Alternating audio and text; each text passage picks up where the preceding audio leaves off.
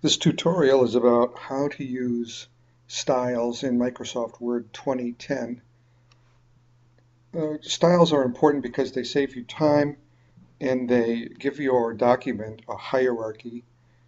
Um, the temptation when you're creating documents is to go in and say, well, I want to make this bigger. This is the title, so I'll go up to 24 points. And then I want to have some headings here, so as this one is done, this one is bold and it's 12 points, and this one is bold and it's 12 points. And we can go through here and manually change styles if we want to. And I chose this one because it has 3 levels of styles. Here's another one indicated by the italics. But the problem is if you decide you want to change the styles, you have to go back and do them one at a time. However, if you use the styles function, you can see that I am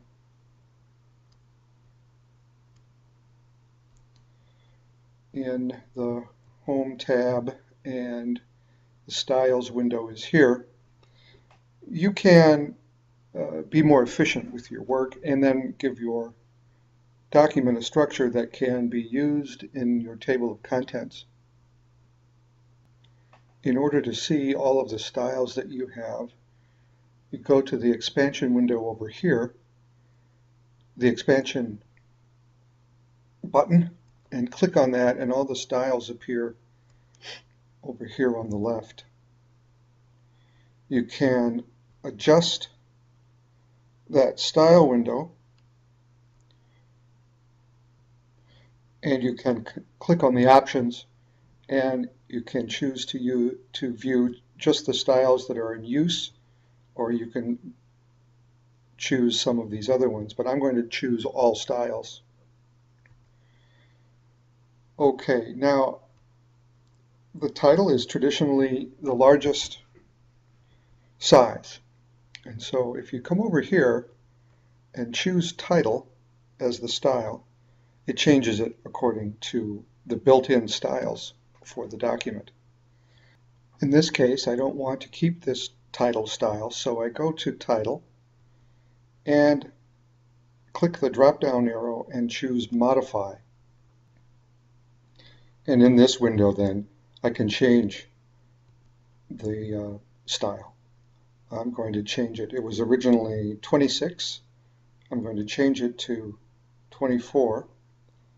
I'm going to change the heading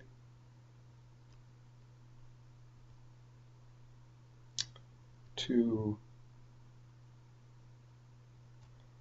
Times New Roman, and I don't want this underline, and that underline is in borders.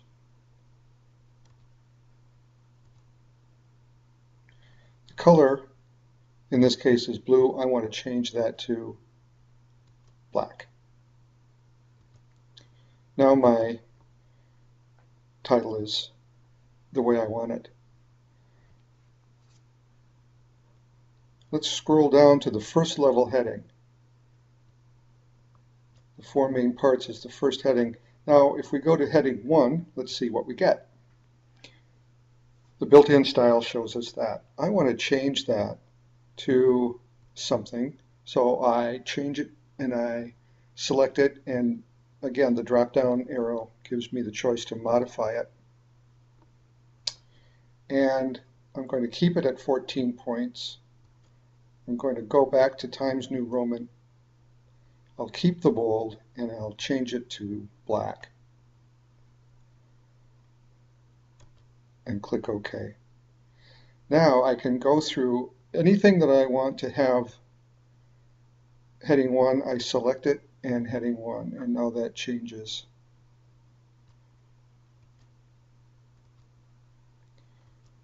To heading 1.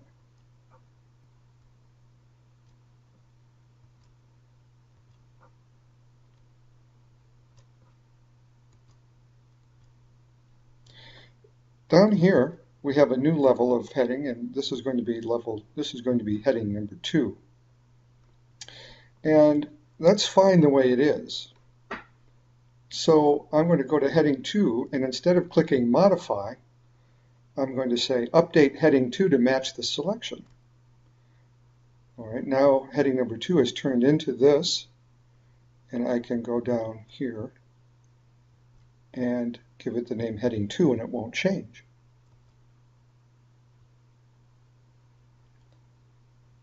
The only other item that I would like to change is the caption. Let's see what the caption heading, or the caption style rather, looks like. It takes it to that font. It's blue and it is 9 points. I'll keep it that way, but I want to change it to black. So I can go to the caption and modify and change the color to black. And now if I have any other captions, I can select them and change them according to that style.